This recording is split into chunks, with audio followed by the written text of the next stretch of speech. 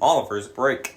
The engines on the Little Western were finding it hard during the summer break, especially Oliver, who had came back from the works after his cars pushed him down the turntable well. I don't get it, Duck.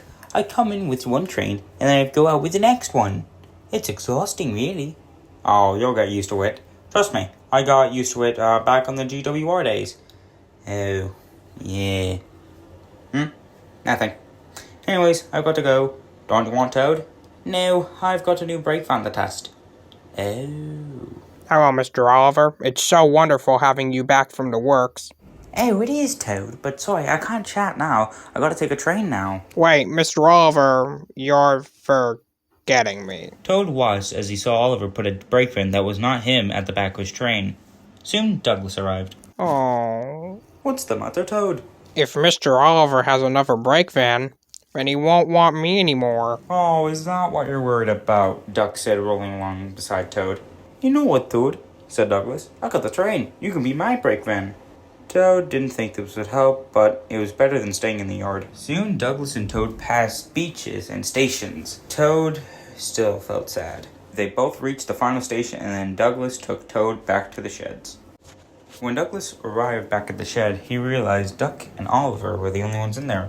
Oliver was fast asleep, and Duck gave Douglas a look. I'll talk to him in the morning, said Douglas in his mind. Soon Duck and Douglas went to sleep. Toad stayed up a little bit longer, thinking about what if Oliver did replace him with the brake van. Soon Douglas woke up to find that Oliver and Duck have already left. Ugh, I was too late.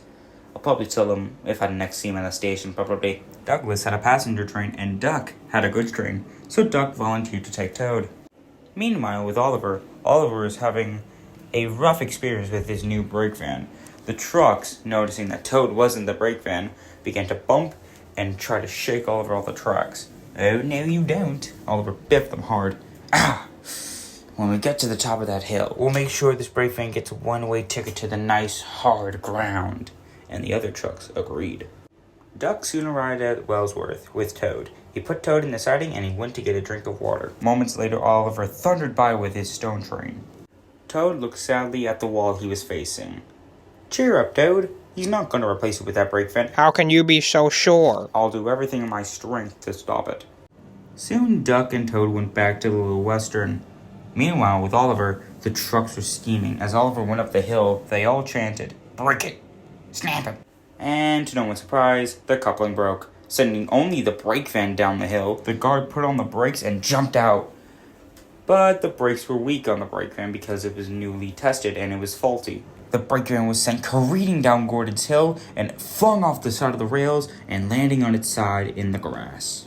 Oliver rolled back to the bottom of the hill to find his destroyed brake van.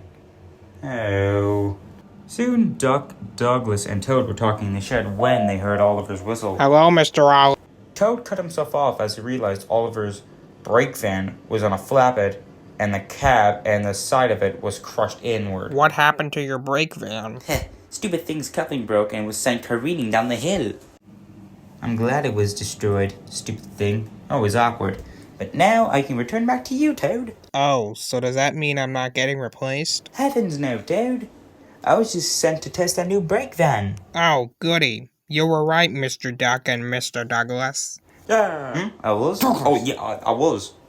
And so, the Great Western Fleet talked about brake vans until the morning.